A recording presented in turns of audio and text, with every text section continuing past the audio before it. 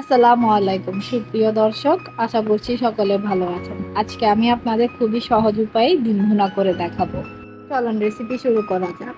এই জন্য প্রথমে ফ্রাই প্যান গরম করে নিলাম। এতে পরিমাণ মতো তেল দিয়ে কিছুটা পেঁয়াজ কুচি, 4-5টা কাঁচামরিচ ফালি, সাথে 2 চা চামচ রসুন বাটা দিয়ে কিছুক্ষণ ভালোভাবে ভেজে নিলাম, যতক্ষণ পর্যন্ত না পেঁয়াজ রসুনের কাঁচা গন্ধ চলে যাচ্ছে।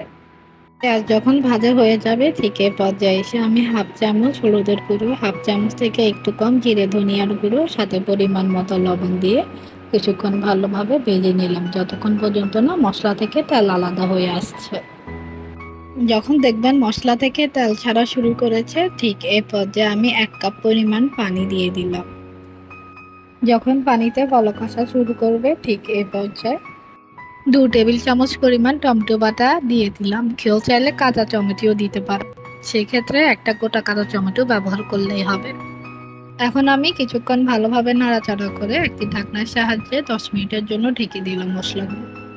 10 মিনিট পরে ঢাকনা উঠিয়ে আমি আগে থেকে ভেঙে রাখা ডিমগুলো একে একে দিয়ে দিলাম। আমি এখানে মোট 3টা ডিম ইউজ করেছি, কেউ চাইলে আরও বেশি ডিম দিতে পারো, তবে সেক্ষেত্রে মশলার পরিমাণ কিছুটা বাড়িয়ে দিতে হবে।